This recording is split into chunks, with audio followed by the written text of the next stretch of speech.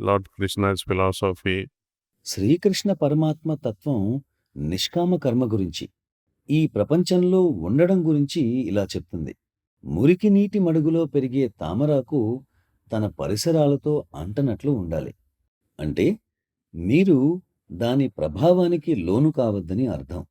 You must rise above, you must transcend. నా ఇష్టాలు, నా అయిష్టాల వంటి వాటన్నింటినీ మీరు అధిగమించాలి. మనం ఏదైనా చేస్తున్న ప్రతిసారి మనం మార్పు చెందాలి.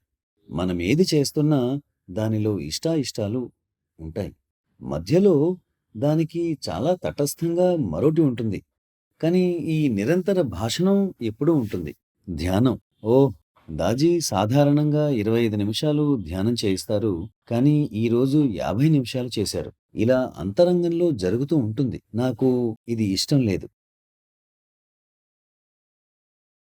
ఇది ఎప్పుడు అయిపోతుంది?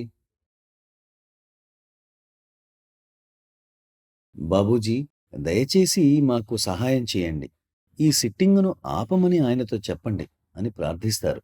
మీ లోలోతుల్లో క్లీనింగ్ జరుగుతున్నప్పుడు ఇదెప్పుడు అయిపోతుందా అనే ఆలోచన వస్తుంది.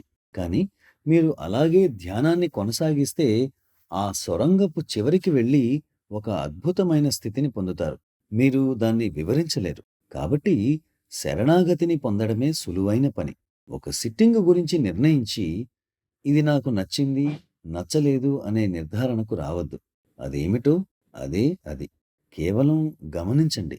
సాక్షిగా ఉండండి మరియు డైరీలో రాసుకోండి. తరువాత దాని గురించి మరచిపోండి.